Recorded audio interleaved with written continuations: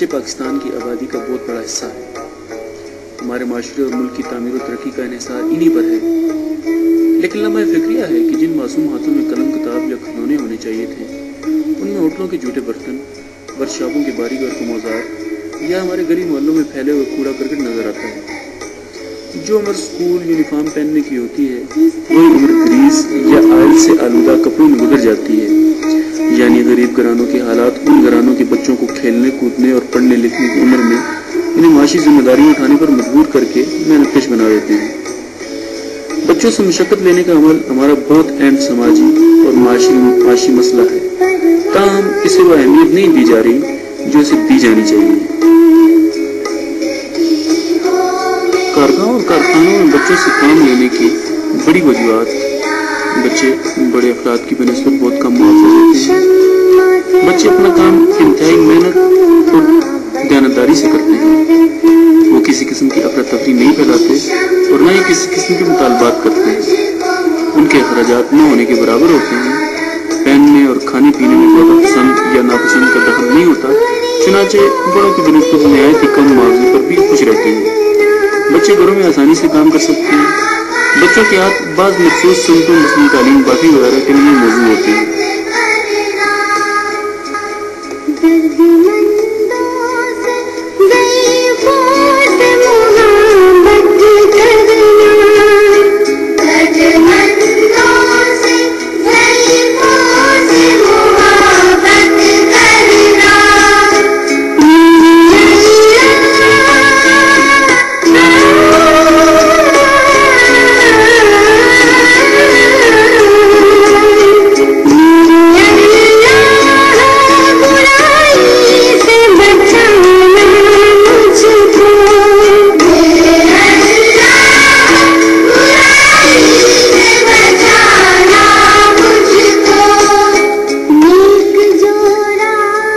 بچوں کو جبری مشقت پر مجبور کرنے والے زیادہ اہم وجوہات براہ راست معاشرے سے متعلق ہیں۔ پاکستان میں شرح خواندگی نہ ہونے کے برابر ہے۔ یہی وجہ ہے کہ لوگ چائلڈ لیبر کے نقصانات سے آگاہ نہیں۔ پاکستان میں فی کس آمدنی بہت کم ہے۔ والدین اپنی آمدنی بڑھانے کے لیے اپنے بچوں کو مختلف کاموں پر لگا دیتے ہیں۔ ہمارے ملک میں دن بدن مہنگائی بڑھتی جا رہی ہے۔ خاندان کے سربراہ کے لیے اپنے گھر کے افراد کا پیٹ پالنا انتہائی مشکل ہو گیا ہے۔ لہذا مہنگائی کی افریت سے نمٹنے کے لیے لوگ کوشش کرتے ہیں کہ ان کی آمدنی میں اضافہ ہو،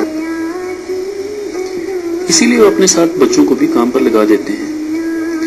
بے روزگاری بھی چائلڈ لیبر کی ایک اہم وجہ ہے۔ ہمارے ملک میں بہت سے پڑھے لکھے بے روزگار ہیں۔ تعلیمی اخراجات اس قدر بڑھ چکے ہیں کہ ایک غریب آدمی کے لیے اپنے بچوں کو پڑھانا بہت مشکل ہو گیا ہے، اور اگر وہ اپنے ایک بچے یا دو بچوں کو تعلیم دلواتا بھی ہے تو ان کو کوئی نوکری نہیں ملتی۔ ایسے میں غریب آدمی یہ سوچنے پر مجبور ہو جاتا ہے کہ اگر وہ اپنے بچوں کو تعلیم دلوانے کی بجائے انہیں شروع دن سے ہی کام پر لگا دیتا تو کم از کم گھر کا خرچ تو چلتا۔ بچوں کی بڑھتی ہوئی تعداد بھی گھر کے سربراہ کو مجبور کر دیتی ہے کہ وہ آمدنی میں اضافے کے لیے اپنے بچوں کو عملی زندگی میں لے آئے۔ بچوں کی جبری مشقت معاشرے اور ملک کی معیشت پر منفی اثرات مرتب کرتی ہے۔ بچوں کو اسکول بھیجنے کی بجائے ان کے ہاتھ میں اوزار اور آلات پکڑا دینے کی وجہ سے ملک کی شرح خواندگی کی شرح مزید گر جاتی ہے، جس کا اثر ہر شعبہ زندگی پر مرتب ہو رہا ہے۔ ناخواندہ لوگ نہ صرف معاشرے پر بوجھ بن جاتے ہیں بلکہ جرائم میں اضافے کا سبب بھی بنتے ہیں۔ دوسری طرف ناخواندگی کے باعث اور اپنے ہم عمر دیگر بچوں کو اسکول جاتے اور کھیلتے کودتے دیکھ کر محنت کش بچوں میں احساس کمتری جنم لیتا ہے۔ علاوہ ازیں کم سنی کی مخصوص غیر ذمہ داری کے باعث دوران کار بچے مختلف قسم کے حادثات کا شکار ہو جاتے ہیں، پھر وہ ساری عمر کے لیے معذور ہو کر رہ جاتے ہیں۔ اس کے ساتھ ساتھ محنت کش بچوں کو مختلف قسم کی بیماریاں لگ جاتی ہیں، جن میں تب دق جیسی مہلک بیماری بھی شامل ہے۔ ایسا اس وجہ سے ہوتا ہے کہ بچے بڑوں کے مقابلے میں بہت نازک ہوتے ہیں اور ان کا دفاعی نظام خاصا کمزور ہوتا ہے۔ 1995 میں واشنگٹن میں چائلڈ لیبر کانفرنس ہوئی، جس میں یونو نے اس بات پر زور دیا کہ جن ممالک میں چائلڈ لیبر ہے ان کی برآمدات کا بائیکاٹ کیا جائے، جن میں چائلڈ لیبر کا عنصر شامل ہے۔ یونو کے اس اقدام کا اثر ترقی پذیر ممالک کی معیشت پر مرتب ہوا، اور جن ممالک میں چائلڈ لیبر کا سلسلہ موجود ہے ان کی متعلقہ درآمدات کو بحران کا سامنا کرنا پڑا۔ تعلیم حاصل کرنا اور زندگی سے لطف اندوز ہونا ہر بچے کا بنیادی حق ہے۔ چنانچہ حکومت کو چاہیے کہ ایسی پالیسی ترتیب دے کہ غریب گھرانوں کے بچے اور خاص طور پر محنت مشقت کرنے والے بچے تعلیم بھی حاصل کریں اور ساتھ ساتھ کوئی ہنر بھی سیکھ سکیں۔ ضروری نہیں کہ انہیں دیگر طلبہ کی طرح 8 یا 9 مضامین پڑھائے جائیں۔ چند مضامین مثلاً اردو اور حساب وغیرہ بھی ابتدائی طور پر کافی ثابت ہو سکتے ہیں تاکہ یہ بچے چند گھنٹے پڑھنے کے بعد کوئی عملی کام بھی سیکھ سکیں۔ حکومت کو چاہیے کہ ایک تو محنت مشقت کرنے والے بچوں کے لیے مفت تعلیم کا بندوبست کرے اور دوسرا انہیں ان کے کام کے بدلے مخصوص معاوضہ بھی دے تاکہ اپنے کنبے کے افراد کی مدد بھی کر سکیں۔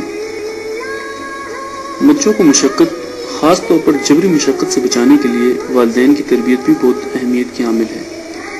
والدین کو اس بات پر قائل کیا جائے کہ بچوں کی بہتر تعلیم و تربیت ہی ان کی روشن مستقبل کی ضامن ہے۔ وطن عزیز کے تمام بچوں کو مایوسی، غربت، تنگدستی سے نکال کر خوشحال اور روشن زندگی میں لانے کے لیے ہم سب کو حکومت اور دوسرے فلاحی اداروں کے ساتھ مل کر کام کرنا ہوگا تاکہ ہم ایک صحت مند، خوشحال اور مضبوط نسل کے ساتھ مستقبل میں داخل ہو سکیں۔